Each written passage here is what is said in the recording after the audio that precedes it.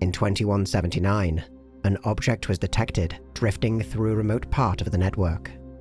It was soon tracked and boarded by salvagers, expecting an easy payday. What they found instead was the answer to one of the most enduring mysteries in the history of space colonization. The object was identified as a lifeboat with one survivor aboard. It had been jettisoned from a vessel believed to have been lost with all hands that for 57 years had been at the center of whispers and rumors that spoke of something alien. That ship was the USCSS Nostromo. The Nostromo was a modified Lockheed Martin CM-88B Bison, a vessel typically grouped within the M-class family of starfreighters. It featured a large, central rectangular body, housing the majority of the ship's essential compartments, flanked by symmetrical wing-like extensions, in which the ship's primary engines were mounted. It was 334 meters in length, 215 meters wide, 98 meters in height, and had a mass of 63,000 metric tons. Its overall towing capacity was rated at 200 million tons and was certified for atmospheric landings.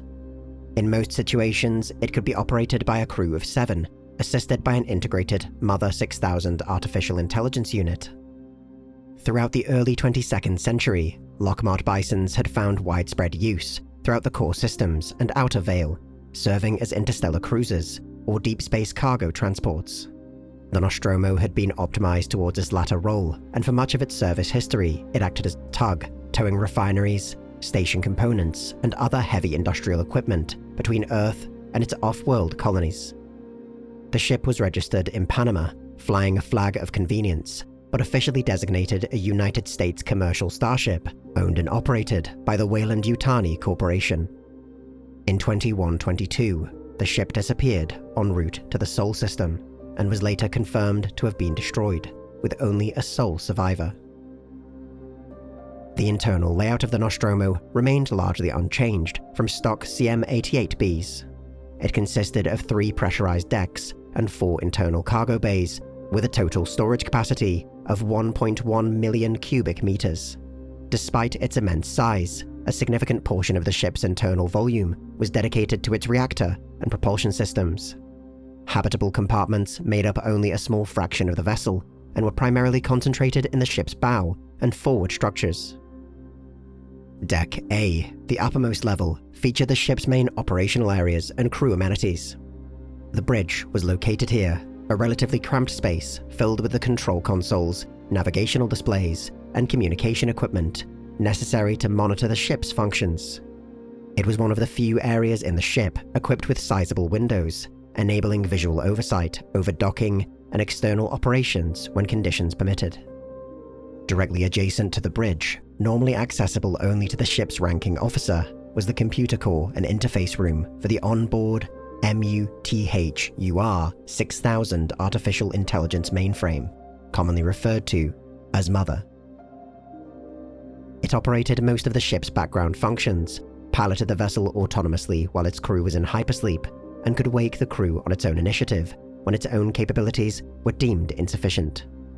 The system could also provide guidance in the form of company directives and direct oversight when paired with artificial persons. Redundancy was provided by a secondary backup mainframe and a third tier of automation that could sustain certain vital functions in the event of total computer failure. Also on Deck A was the hypersleep vault, consisting of 7 chambers to accommodate the crew on long-duration flights.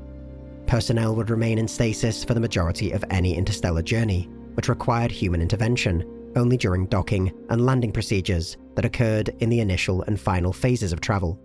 Hypersleep helped mitigate the effects of aging on long, uneventful flights and drastically reduced operating costs by limiting the time in which life support and consumables would be necessary. A medical bay was likewise situated on the upper deck, centered around a single autodock, a fully automated diagnostic and treatment device. In compliance with Weyland-Yutani's commitment to pushing the boundaries of human knowledge, the medical bay also possessed a functional scientific lab. It could be used to perform a rudimentary analysis of any exotic environments or material that might be encountered. Though limited in scope, in the event of a mission anomaly, a skilled science officer could gather essential data for company research initiatives before more advanced facilities or ships took over. When the crew was active, the ship's galley served as a meeting place and social area. Compact and utilitarian, it was nevertheless a rare luxury in the otherwise harsh, industrial environment of the Nostromo. The vessel's design anticipated that the crew would spend much of their off-hours here, and on A deck more generally. Consequently, its aesthetics and layout were notably much more comfortable. The lower decks of the vessel were far more utilitarian, featuring exposed piping, structural supports, and wiring that crisscrossed its bulkheads and ceilings. The ship's mechanical systems, engineering spaces, and storage compartments were located in these areas, with the forward landing gear bay and survey vehicle motor garage taking up much of the area. Deck B housed the ship's main docking airlock and crew lift. EVA suit storage was also positioned here, along with an accompanying observation station. The latter was equipped with a rare external window and an audio-visual monitoring system, allowing for real-time supervision of crew members during extravehicular activities. Life support systems, workshops, and machinery spaces were situated on Deck B, alongside the Nostromo's two Lockmart Starcub light intrasystem shuttlecraft, Narcissus and Salmacis. Each was stored within a docking module on the underside of the vessel, adjacent to the ship's engine nacelles. The main engineering section, spare parts, and cargo bays were located on Deck C. Additional storage tanks, cargo sections, and service junctions were arranged across all 3 levels. Direct access to each deck was provided by a single crew elevator, supplemented by a labyrinth of passageways and crawl spaces that allowed maintenance crews to reach critical systems and subsystems across the vessel. The Nostromo's main power plant was a Laratel WF-15 2.8 terawatt fusion reactor, utilizing a deuterium-tritium reaction. Conversion lasers in a containment chamber fused the fuel, producing helium-4 as a byproduct, which was stored and vented periodically. A closed-cycle liquid potassium cooling system drew power from the reactor, channeling it into an induction torus, where intense magnetic fields generated by the superheated potassium produced electric power for the ship. This could be rigged to self-destruct, during which the reactor's coolant systems would be shut down, leading to a runaway reaction in the plant's containment sphere and eventual catastrophic detonation. Once activated, there was a 5-minute window in which the process could be halted, after which time it would become irreversible. Once the initial failsafe period expired, the crew would have a final 5 minutes to evacuate. Propulsion was provided by 2 Rolls-Royce N66 Cyclone thrust engines, which had replaced the less powerful Saturn J3000 engines standard to the Bison. Each utilized water for reaction mass, and together produced a combined output of 131,660 kilonewtons. The N66 Cyclones incorporated bipolar vectoring technology for precise control. This system allowed the engines to adjust thrust in opposing directions, upward and downward, giving the ship greater stability and lift across its central axis. The midline lift function ensured that the vessel could make fine adjustments to its altitude and orientation, either in planetary atmospheres or zero-G environments, offering enhanced maneuverability during both takeoff, docking, and landing. A Yutani T7A NLS Tachyon shunt drive provided faster-than-light travel, achieving a speed of 0.42 light-years per day when unladen. During operations involving cargo transportation, this could fall to 0.1 to 0.12 light-years.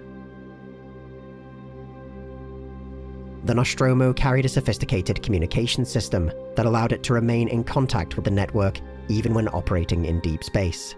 It consisted of numerous hyperstate antennas for interstellar communications. These were between 4 and 10 meters long and situated mainly across the bow of the vessel. UHF, VHF, HF radio and video links were likewise enabled for shorter range communication. Navigational sensors were arrayed on pylons clustered around the ship's forward hull. Among them were a pair of 2-meter aperture telescopes designed for optical, spectrographic, and infrared imaging. Supporting these were a gas chromatograph, centimeter scale navigation and landing radar, a synthetic aperture radar for ground mapping, and a mass counter, essential for supralight travel.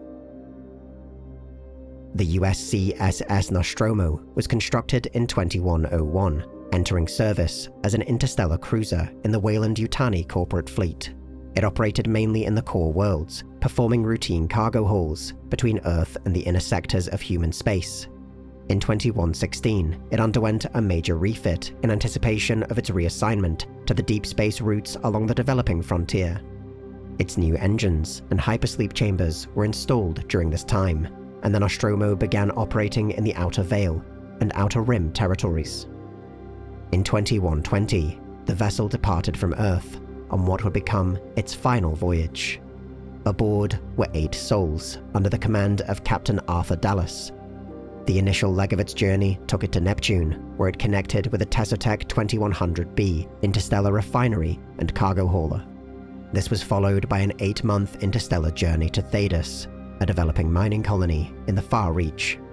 Here it spent an additional 8 weeks while the refinery was loaded. The Salmacis, one of the Nostromo's onboard shuttles, was damaged during this time, meaning the extended trip back to Earth would be performed with only a single lifeboat. 2 days before departure, a new science officer was also brought on board, replacing a member of the Nostromo's original crew. Upon departing Thedas, a ship report packet was relayed back to Earth. This would be the final communication from the Nostromo.